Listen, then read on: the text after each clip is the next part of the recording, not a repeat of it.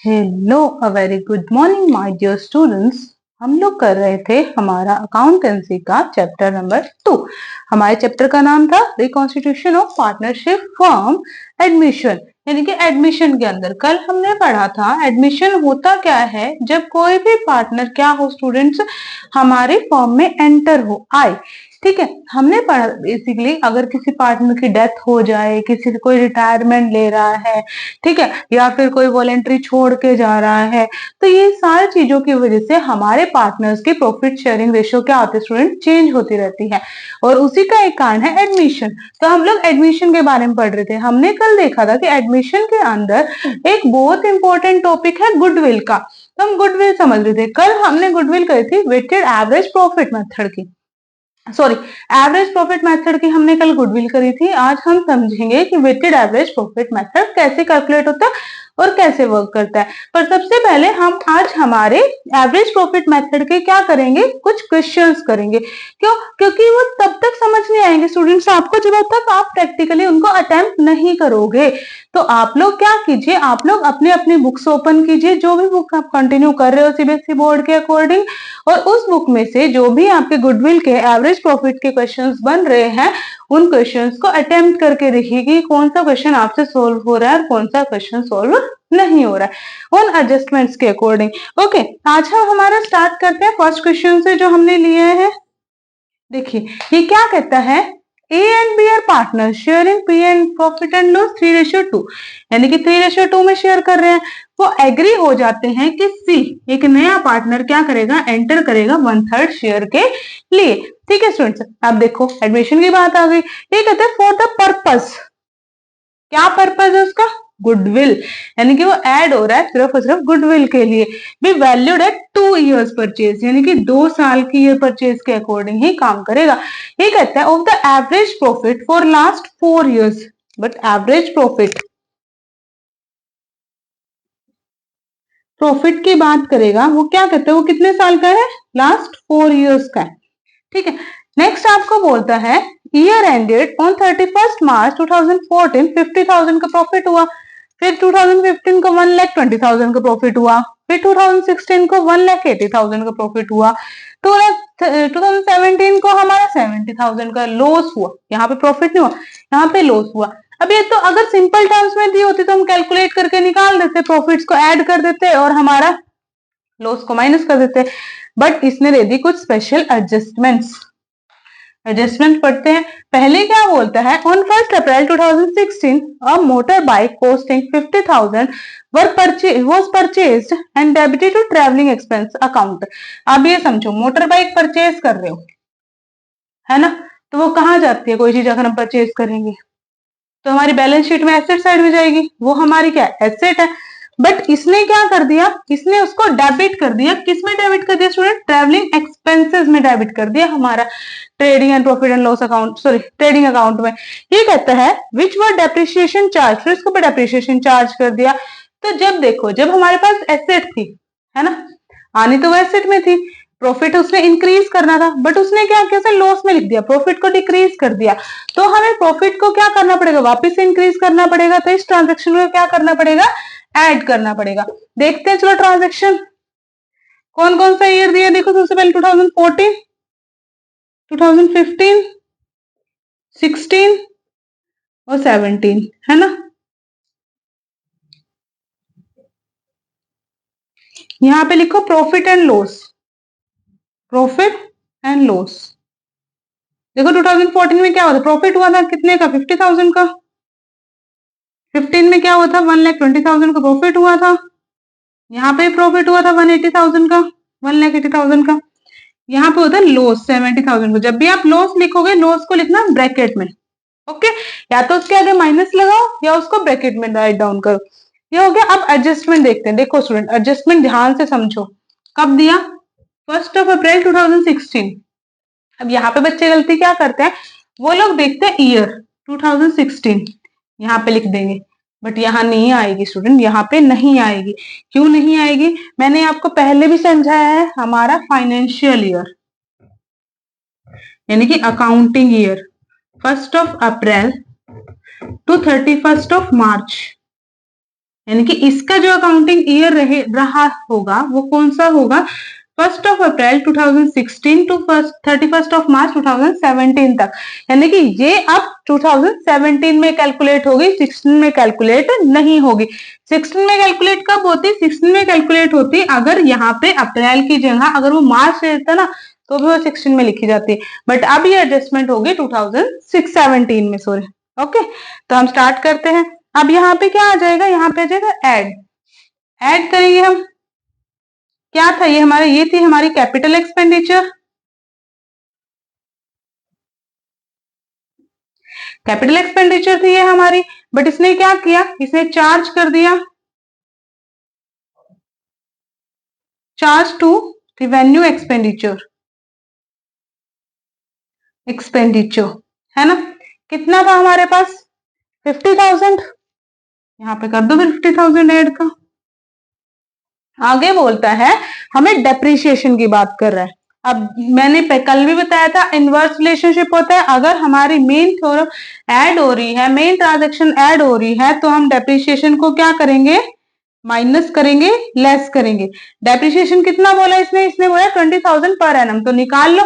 50,000 था, 50,000 पे 20,000 कितना बने, 20%, सॉरी, कितना बनेगा पर एनम के अकॉर्डिंग, 10,000 माइनस करना है। तो टोटल अमाउंट देखो कितना आया, यहाँ पे सेम रह गया 50,000, यहाँ पे 1,20,000, यहाँ पे 180, यहाँ पे देखो 70 और 180 माइनस का हो गया, प्लस का कितना 50, तो हमारा 30,000 यहाँ पे किसका बच गया, माइनस का बच गया, है ना। तो अब हम क्या निकालेंगे, अब हम निकालेंगे एवरेज प्रॉफिट। गुडविल निकालने से पहले आपको एवरेज प्रॉफिट निकालनी होती है। एवरेज प्रॉफिट का फॉर्मूला क्या था हमारे पास, सम ऑफ प्रॉफिट अपॉन में टोटल नंबर ऑफ ईयर्स। तो करो फिर 50,000 120 कितना हो गया, 170, 170 प्लस 180, ऐसे नहीं करते, ऐसे करते हैं। यहाँ पे ये हो गया हमारे पास 3,50,000, 3,50,000 में से 30,000 माइनस करेंगे हम लोग, कितना आ जाएगा हमारे पास, 3,20,000। कितने सालों का था, 1 2 3 4, 4 ईयर्स का था, अपॉन में 4, कितना बचा हमारे पास 80,000। एवरेज प्रॉफिट आ गया। अब एवरेज प्रॉफिट से गुडविल निकालना तो इजी है ही है। क्या होता है गुडविल का फॉर्मूला, फिर average profit multiply by number of goodwill, है ना। क्या कहता है, for the purpose of goodwill, goodwill is to be valued at 2 years of purchase, 2 साल, यानी कि मल्टीप्लाई बाय 2 हो जाएगा हमारे पास। ओके स्टूडेंट्स, तो हमारे पास ये कितना बन गया, 1,60,000।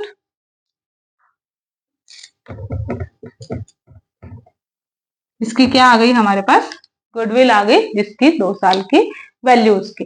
ओके स्टूडेंट्स, ये समझ आया क्वेश्चन आपको। एक क्वेश्चन और ट्राई करके देखें।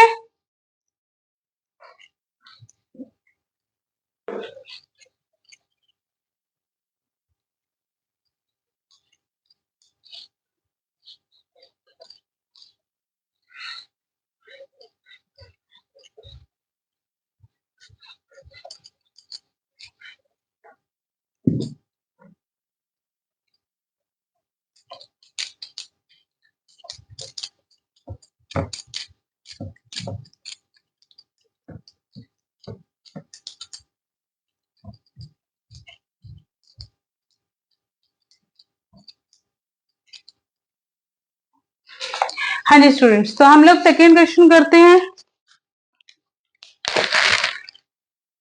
तो देखो सेकेंड क्वेश्चन में आपको बोलता है ए एंड बी दो पार्टनर्स हैं, इक्वली बांटते हैं, देखिए ए एंड बी पार्टनर्स हो गए। प्रॉफिट शेयरिंग रेशियो कितनी है, 1:1 है इसके पास, है ना। उसके बाद ये बोलता है they agreed to admitted C, C admitted,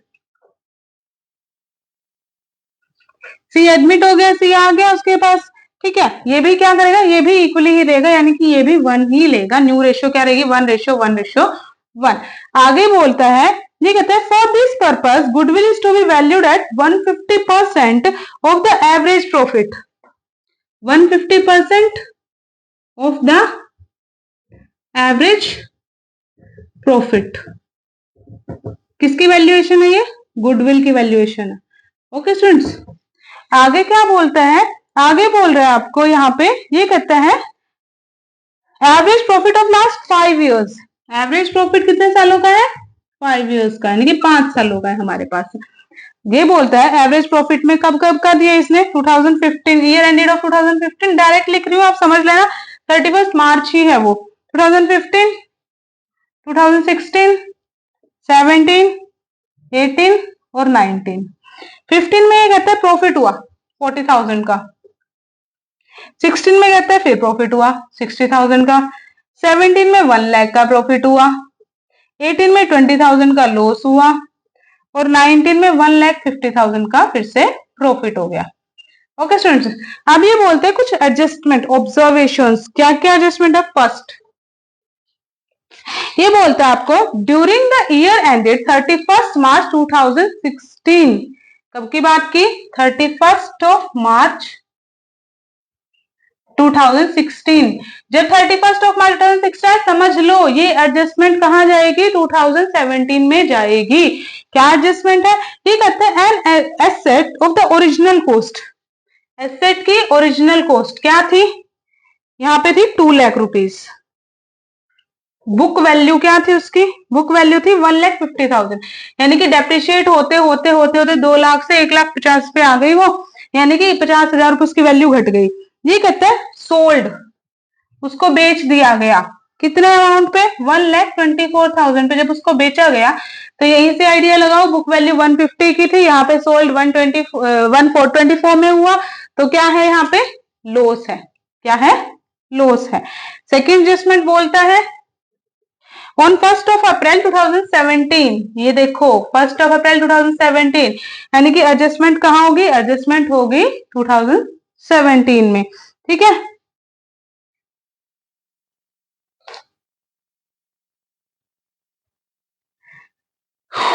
क्या एडजस्टमेंट बोलता है? ये कहता है दो कंप्यूटर थे उनके पास, 2 कंप्यूटर की कॉस्ट थी 1 लाख रुपए। वर परचेज्ड, परचेज किया गया उनको।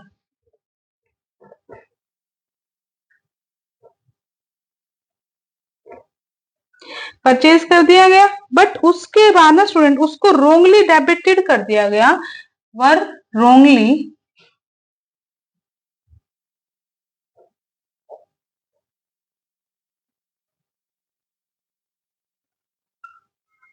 Debited to travelling expenses. Depreciation charge किया गया 20% की रेट से। ओके, तो ये कहता है निकाल के दो हमें गुडविल एवरेज प्रॉफिट मेथड से। तो हम करते हैं स्टार्ट, सॉल्यूशन शुरू करते हैं इसका। सबसे पहले आपके पास 150% बोला है, तो 150%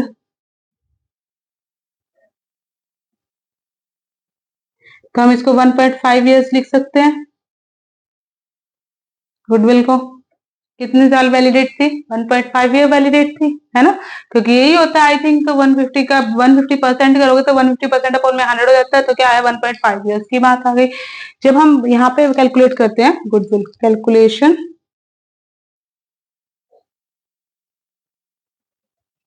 of goodwill,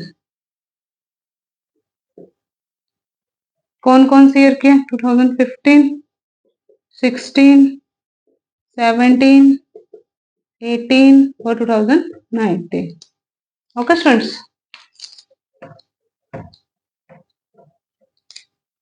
profit and loss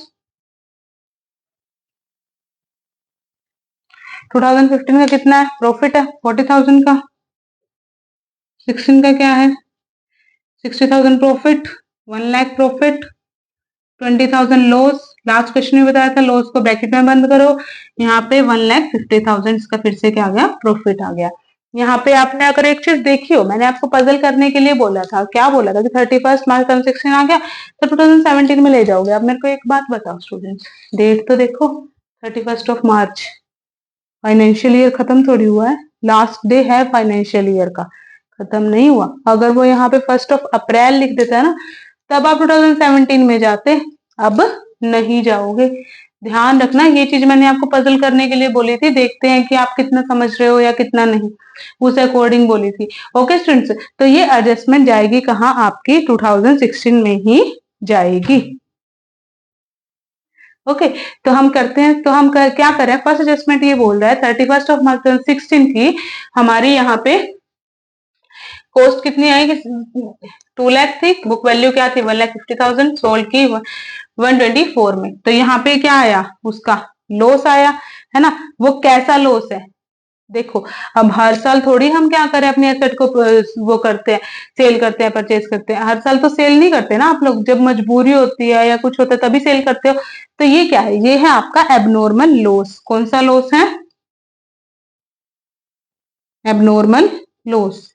और हमने सीखा है एबनॉर्मल लॉस को हम क्या करते हैं, ऐड करते हैं। क्या करते हैं, ऐड। तो 2016 में ऐड कर दो, कितना हमारा 150 माइनस 124, करो कितना आ जाएगा 26,000, है ना। अगली एडजस्टमेंट में बोलता है 2017 की एडजस्टमेंट। आपके पास क्या थी, ये कहता है आपके पास एसेट थी, बैलेंस शीट में एसेट साइड आना था, पर आपने कर दिया ट्रेडिंग अकाउंट में, कहा उसको एक्सपेंस के साइड। अब आपने जब आपके पास क्या थी, एसेट थी, एसेट से क्या होती है, प्रॉफिट की वैल्यू इंक्रीज होती है, बट यहाँ पे आपने क्या कर दिया, उसकी वैल्यू को डिक्रीज कर दिया। तो यहाँ पे हम क्या करेंगे, यहाँ पे हम ऐड करेंगे हमारा, ठीक है। ऑब्वियस है ना स्टूडेंट, जो एसेट होती है, एसेट क्या करती है, प्रॉफिट की वैल्यू को इंक्रीज करती है, बट इसने किस में लिख दिया, एक्सपेंस में लिख दिया। जब एक्सपेंस में लिखा तो प्रॉफिट की वैल्यू क्या होगी, डिक्रीज होगी। तो हमें प्रॉफिट की वैल्यू को इंक्रीज करने के लिए उसको क्या करना पड़ेगा, उसको वहां पे ऐड करना पड़ेगा। तो हम क्या लिखेंगे, add capital expenditure charge to revenue expenditure. Okay, कितना अमाउंट है हमारे पास, देखो 1 लाख।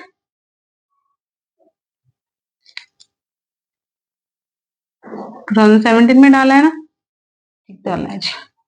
आगे जब हम बात कर रहे हैं तो आपके पास बात आती है डेप्रिसिएशन की। डेप्रिसिएशन चार्ज कैसे, 20% तो 1 लाख 20% कितना हो जाएगा, 20,000 हो जाएगा आपका, है ना। तो एक चीज और है इसके अंदर, यहाँ पे इस क्वेश्चन में इसने बोला डेप्रिसिएशन चार्ज करना है रिटर्न डाउन वैल्यू मेथड से। हमने 11th क्लास में straight line method and return down value method पढ़ा था। तो स्ट्रेट लाइन मेथड क्या होता है, जब डेप्रिसिएशन सेम चलता रहता है, और रिटर्न डाउन वैल्यू मेथड क्या होता है, जब डेप्रिसिएशन हर साल चेंज हो रहा है, ठीक है। तो हम एक बार ये भी कर लेते हैं। देखो जब आप लोग बात करोगे स्ट्रेट लाइन की,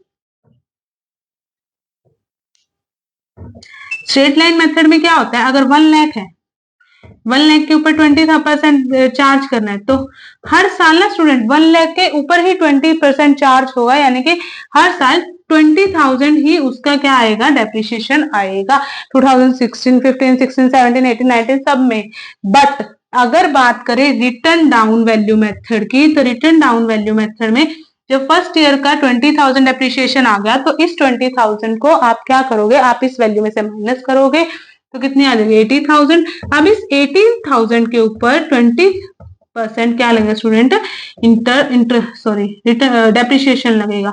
तो वो कितना हो जाएगा, वो हो जाएगा आपका 16,000। हर साल ऐसे ही कम होता जाएगा। अब नेक्स्ट ईयर 18,000 माइनस 16,000 करेंगे हम लोग, कितना बचेगा हमारे पास 64,000। फिर 64,000 के ऊपर 20% चार्ज होगा। ये होता है आपका रिटर्न डाउन वैल्यू मेथड। अब हमने पढ़ा था इनवर्स रिलेशनशिप है, अगर इसको ऐड किया है तो हम डेप्रिसिएशन को क्या करेंगे, माइनस करेंगे, है ना। तो देखो हमारे 2017 में डेप्रिसिएशन कितना है, 20,000 आया। डेप्रिसिएशन तो मूव, सॉरी 17 में है ना, तो डेप्रिसिएशन तो हर साल मूव फॉरवर्ड करता है। एक सेकंड देना स्टूडेंट्स, हमने क्या कर दिया, यहाँ पे गड़बड़ कर दी ना। यहाँ पे पढ़ा था ना 1 अप्रैल 17 है, तो कहाँ जाना है, 18 में जाना है। तो इसको 17 में नहीं, इसको कहाँ लिखोगे, इसको लिखोगे 18 में।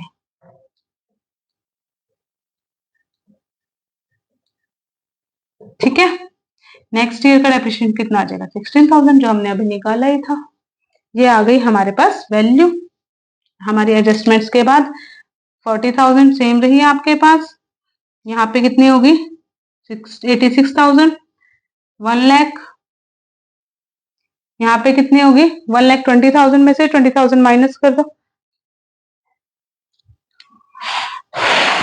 ये भी 20,000 माइनस किया ना। 1 लाख में से 40,000 माइनस कर दो, कितना बचा 60,000 प्लस का आ गया हमारे पास।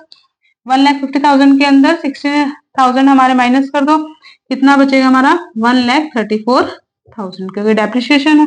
यहाँ पे भी लिखा है लेस है, माइनस करना है तो माइनस ही करेंगे। ये हमारी निकल गई। अब यहाँ पे क्या निकाल लो, एवरेज प्रॉफिट निकाल लो, कितना बना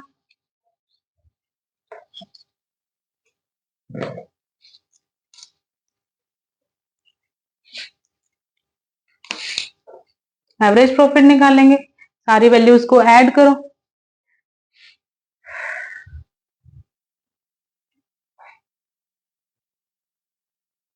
2 लाख, 3,34,000 प्लस 86,000, 4,20,000।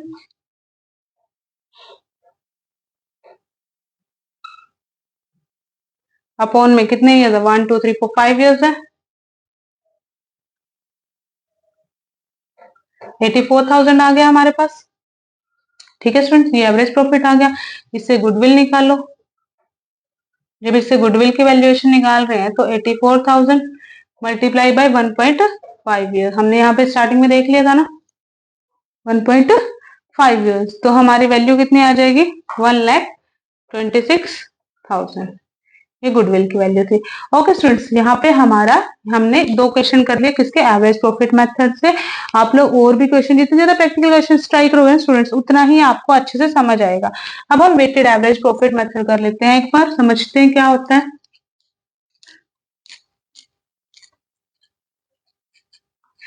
एक चीज और स्टूडेंट्स, मैं आपको एक चीज ही बोलूंगी, जो बच्चे स्क्रीनशॉट लेते हैं, देखो हम लोग आजकल प्रेफर करने लगे स्क्रीनशॉट को क्योंकि वो इजी गोइंग है, बट ना मेरा जितना मानना है स्क्रीनशॉट के बजाय अगर आप लोग उस चीज को नोट डाउन करोगे ना तो वो उतना ही बेटर है, क्योंकि नोट डाउन करने से हमारे माइंड में चीजें स्टेबलाइज हो जाती है।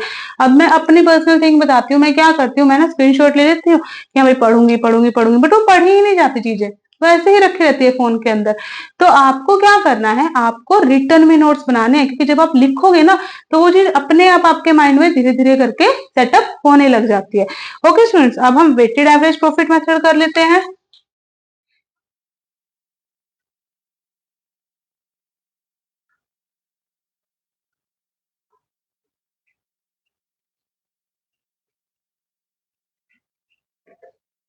वेटेड एवरेज प्रॉफिट मेथड आपके पास क्या होता है student, this method issued when there is some trends in the profit. क्या बोल रहा है, जब कुछ ट्रेंड्स होंगे ना प्रॉफिट के अंदर तभी यूज होगा। ट्रेंड्स कौन कौन से होते हैं स्टूडेंट, एक तो होता है इंक्रीजिंग ट्रेंड, दूसरा होता है डिक्रीजिंग ट्रेंड। यानी कि जब आपका प्रॉफिट हर साल बढ़ रहा हो, सपोज पहले 8,000 था, फिर 10,000 हो गया, फिर 12,000 हो गया, फिर 20,000 हो गया। डिक्रीजिंग ट्रेंड, जब आपके पास सपोज फर्स्ट ईयर में 20,000 था, फिर 18 हुआ, फिर 14 हुआ, फिर 10,000 हुआ। जब ये ट्रेंड्स फॉलो होगा ना स्टूडेंट, तब हम चार्ज करेंगे हमारा वेटेड एवरेज प्रॉफिट मेथड, या फिर तब चार्ज करोगे जब उन्होंने बोला होगा, क्वेश्चन में स्पेशली मेंशन होगा कि वेटेड एवरेज प्रॉफिट मेथड से आपको ये क्वेश्चन क्या करना है, सोल्व करना है। ओके स्टूडेंट्स, अगर आपको चीजें समझ आ रही है स्टूडेंट तो प्लीज चैनल को सब्सक्राइब कीजिए। जितना ज्यादा आप सब्सक्राइब करेंगे स्टूडेंट्स उतना ज्यादा मेरे चैनल को क्या मिलेगी, रीच मिलेगी, और आपको मैं और ज्यादा अच्छे से क्वेश्चंस प्रोवाइड करवा पाऊंगी। ओके स्टूडेंट्स, देखिए नेक्स्ट क्वेश्चन, नेक्स्ट आपके पास क्या है, हमारे पास फॉर्मूला गुडविल का। गुडविल का फॉर्मूला क्या है, वेटेड